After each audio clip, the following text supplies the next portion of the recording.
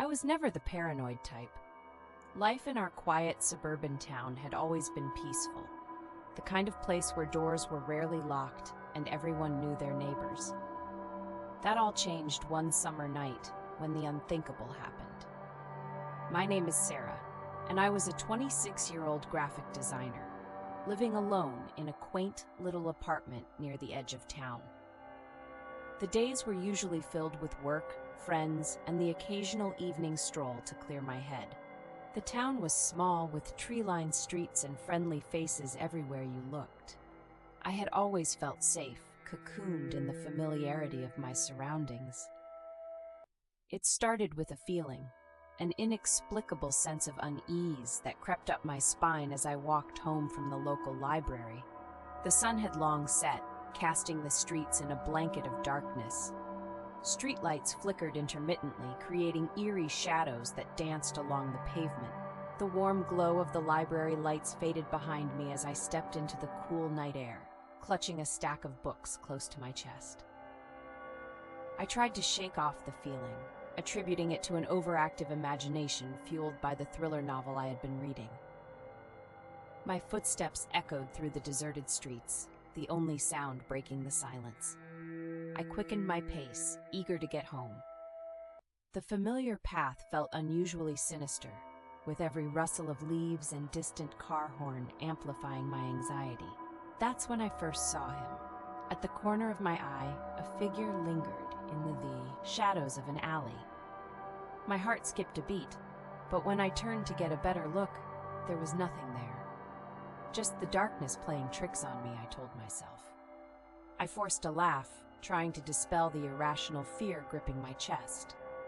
I reached my apartment and locked the door behind me, double-checking the deadbolt, a habit I had rarely indulged in. The coziness of my living room, with its soft lighting and familiar furniture, did little to calm my nerves.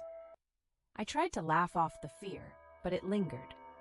My dreams that night were filled with faceless figures and dark alleys. The next few days passed uneventfully. I went about my routine, trying to forget the unsettling incident, but the feeling of being watched persisted. It was subtle at first, a fleeting sensation that was easy to dismiss, but soon it became impossible to ignore. One evening, as I walked home from work, I felt the unmistakable sensation of eyes on me. I glanced around, but the street was empty.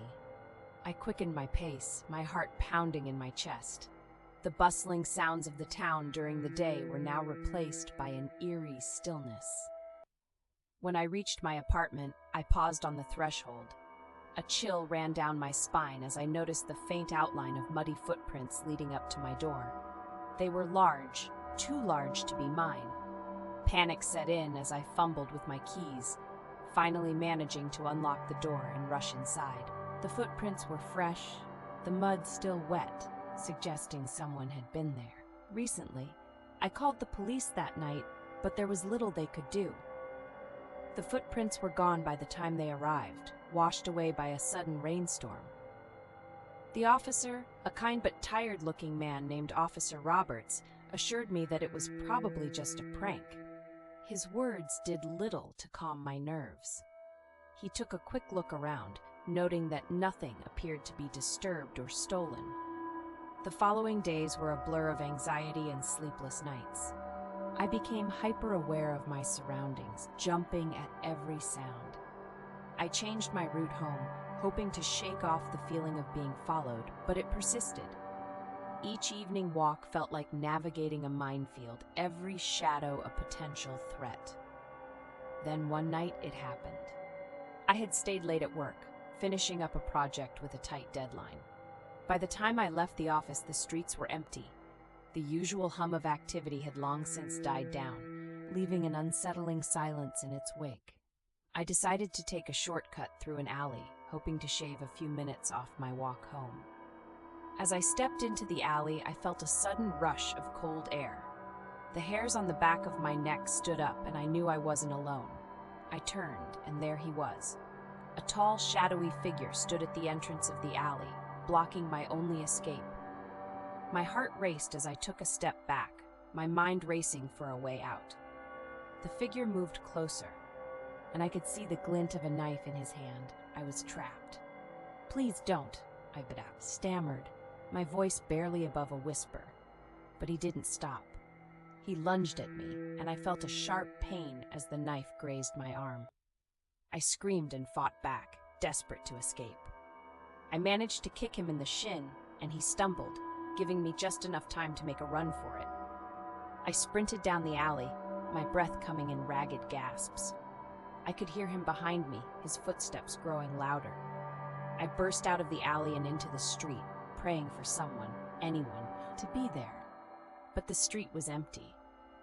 I kept running, not daring to look back. My apartment building was just a few blocks away, and I focused on getting there. I could hear his breathing now, heavy and labored. He was gaining on me. My lungs burned, and my legs felt like they were made of lead, but I couldn't stop. I wouldn't stop. I reached my building and threw myself against the door, fumbling for my keys. My hands were shaking so badly that I dropped them. As I bent down to pick them up, I felt a hand on my shoulder. I screamed and spun around, ready to fight, but it was my neighbor, Mr. Thompson. He looked at me with concern, his eyes widening as he took in my disheveled appearance. "Are you all right?" he asked, his voice full of worry. I shook my head, unable to speak. He ushered me inside and locked the door behind us. I collapsed onto the floor, my body trembling with fear and exhaustion. Mr. Thompson called the police, and within minutes they were at my door. I recounted the attack, describing my assailant as best as I could. They assured me that they would do everything in their power to find him. Days turned into weeks, and the police investigation yielded little results. The man who had attacked me remained at large, a shadow lurking in the corners of my mind. I couldn't shake the feeling of being watched, and every night was filled with nightmares. I started seeing a therapist, hoping to find some semblance of peace. Dr. Green was kind and understanding, helping me work through my trauma, but even with her support, the fear never truly went away. One evening, after a particularly difficult session, I decided to take a walk to clear my head. The sun was setting, casting a warm glow over the town. I wandered aimlessly, lost in my thoughts. As I walked past the park, I noticed a man sitting on a bench, his face partially obscured by a hood. He seemed familiar, and a chill ran down my spine. I quickened my pace, but I could feel his eyes on me. I turned a corner and broke into a run, my heart pounding in my chest. I could hear footsteps behind me, and I knew he was following me. Panic set in as I searched for a place to hide. I ducked into a nearby coffee shop, hoping to lose him in the crowd. The barista gave me a concerned look as I entered, my disheveled appearance drawing attention. I ordered a coffee and found a seat in the back, my eyes constantly scanning the room. After a few minutes, I saw him enter the shop. He looked around, his eyes scanning the crowd. I shrank back in my seat, praying he wouldn't see me. He moved closer, and I could see the cold determination in his eyes. Just as he was about to reach my table, a group of teenagers burst into the shop, laughing and talking loudly. The man hesitated, his attention momentarily diverted. I seized the opportunity and slipped out the back door, my heart racing. I ran through the alley behind the shop, my breath coming in ragged gasps. I could hear his footsteps behind me, growing louder with each passing second. I was running out of options. As I rounded a corner, I spotted a police car parked at the end of the alley. Relief washed over me as I sprinted towards it, waving my arms frantically. The officer inside looked up, his eyes widening as he saw me. I reached the car just as the man caught up to me. He lunged at me, but the officer intervened, tackling him to the ground. I collapsed against the car, tears streaming down my face. The officer called for backup, and within minutes, more police cars arrived. They arrested the man and took him away, his eyes never leaving me. I felt a mix of relief and fear, knowing that my ordeal was finally over. In the days that followed, I learned that the man who had stalked and attacked me was a notorious serial rapist who had been terrorizing our town for months. His capture brought a sense of closure, but the scars he left behind would take much longer to heal. I continued to see Dr. Green working through my trauma and slowly rebuilding my life. The fear never truly went away, but I learned to live with it, finding strength in the support of my friends and family. The experience changed me in ways I could never have imagined. It taught me the importance of vigilance and the strength of the human spirit. And though the shadows of that night would always haunt me, I knew I had survived.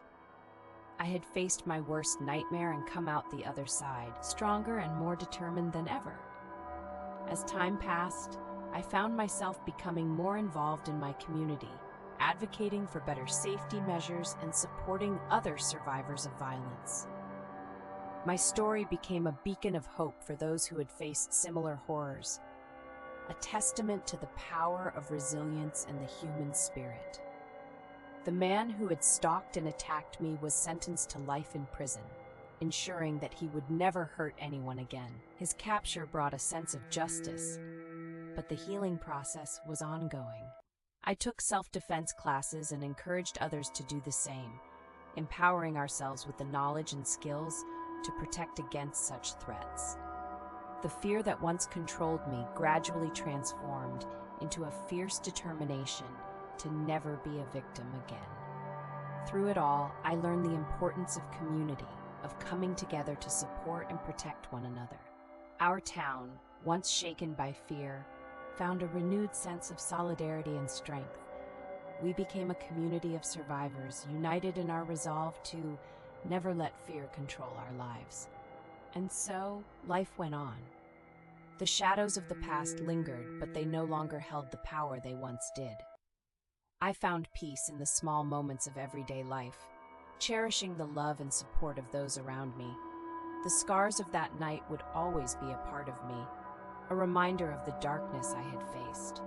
But they were also a testament to my strength, a symbol of my survival. I had faced the unimaginable and emerged stronger, ready to embrace the future with courage and determination. The shadow in the alley was no longer a threat, but a memory. And with each passing day, I found the strength to move forward, knowing that I had the power to overcome anything that came my way. Thanks for watching. If you enjoyed this video, don't forget to give it a thumbs up and subscribe to our channel for more exciting content. Hit the bell icon to be notified whenever we upload new videos.